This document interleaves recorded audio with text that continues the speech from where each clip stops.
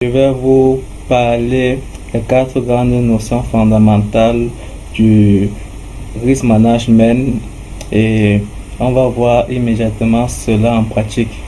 Donc, nous voici ici présentement sur la courbe de l'euro AUD en D1 où j'ai eu déjà à tracer mes supports, mes résistances majeures, mes trendlines majeures, ainsi de suite. Maintenant, ce qu'on va faire, c'est zoomer maintenant sur du H4 et là, je vais continuer à effectuer mon price action afin de pouvoir voir le niveau de prix, comment est-ce que la courbe va évoluer. Donc, nous voyons bien que la courbe est à ce niveau, au niveau de 1,5729 et maintenant, ce qu'on va faire, c'est toujours continuer avec le price action. Là, on va tracer ici là une neckline comme ça, voilà. Et maintenant je vais vous montrer comment est-ce qu'on fait pour utiliser la première notion du risk management qui est le risk reward ratio. Donc ici, lorsque nous prenons la règle, nous sommes à ce niveau, nous voyons bien que la première barrière psychologique c'est celle-ci, la seconde barrière psychologique c'est celle-ci. Donc ce que nous allons faire, c'est de mettre notre stop loss derrière la seconde barrière psychologique, donc de telle sorte que si le prix en descendant ça casse la première, bon, il y a de très faibles chances que ça vienne casser la deuxième. Donc on va mettre notre stop loss au niveau de 1,5580. donc pour faire cela, on va calculer la distance au niveau de la position d'entrée qui est celle-ci et on va essayer de voir avec la distance de notre stop loss, ça nous donne un pips de 1474 points justement. Maintenant, ce qu'on va faire, c'est utiliser maintenant la troisième notion que je vous ai apprise en trading, qui est le taille de position, pour pouvoir voir exactement la taille de position de notre capital qui sera utilisé pour pouvoir miser 1% de ce capital là.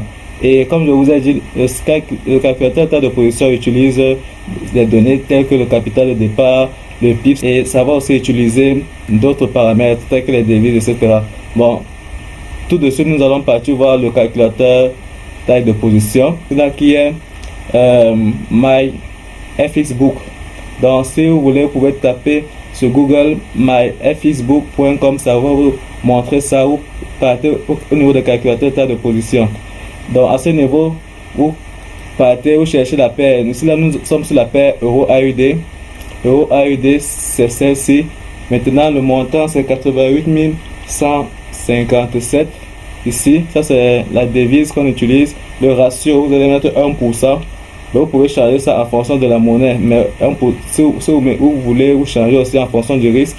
Le risque ici là c'est 1%. Ça veut dire que vous allez miser 1%. Le stop loss, on a dit que c'était 1474 et à ce niveau vous mettez juste calculer. Là ça veut dire qu'il va falloir utiliser 0,077 lots sur mon graphique pour entrer ma taille de position, de telle sorte que la distance entre le point d'entrée ici et mon stop loss soit égale à 1% de mon capital de mise. Et c'est ce que nous allons faire immédiatement. Donc on va ouvrir un nouvel ordre à ce niveau. Notre taille de position c'était 0,7, notre stop loss c'est 1,5577 et on va prendre en achat. À ce niveau-ci, le montant que nous sommes prêts à perdre c'est 84 USD.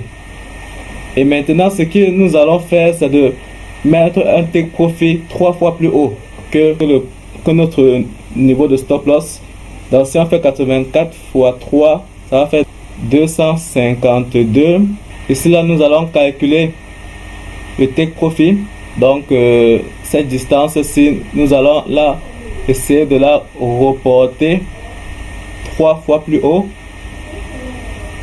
Elle peut atteindre un niveau de 1,6248. Donc là, on va venir modifier le take profit à ce niveau. 1,6248. Donc on a mis le take profit ici. Donc bien évidemment Ok, on peut mettre le take profit à ce niveau-ci qui ici là va nous faire gagner 257 USD. Donc là c'est la distance entre notre point d'entrée, et ici là c'est 3 fois la distance entre notre point d'entrée et notre stop loss qu'on a mis beaucoup plus bas. Et on a mis le take profit à ce niveau-ci parce que on peut tracer une prochaine résistance qui est ici là. Donc on doit mettre le take profit avant la prochaine résistance, de telle sorte que avant que ça ne touche la résistance, ça doit toucher notre take profit. Donc c'est comme ça que ça se passe. Bon, maintenant on a fini avec la notion du calculateur de position. Ici là nous allons voir la notion du draw up management. Ici le draw up management consiste juste à bouger notre stop loss que vous voyez ici au niveau de ma position d'entrée, donc c'est-à-dire à unbreakable. Bouger la position à unbreakable au fur et à mesure que la courbe nous donne raison, qui va annuler justement tout risque de perte d'argent. Donc c'est comme ça qu'on utilise le drawdown management.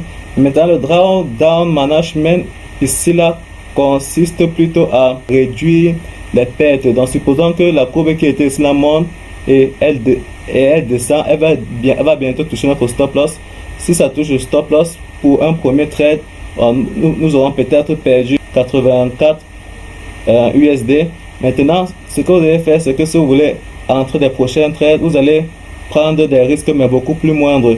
Donc vous allez maintenant mettre le stop loss un peu beaucoup plus proche de votre position d'entrée. Donc si c'était 84, vous allez mettre votre stop loss peut-être à 42 maintenant. Et vous allez tout mettre le take profit au même niveau, de telle sorte que votre courbe de capital va croître de façon linéaire et de façon constante. Donc c'est un peu comme ça que ça se passe. Donc ceci, j'ai fini avec les 4 notions du risk management. J'espère que vous avez pu comprendre ce que c'était, et merci.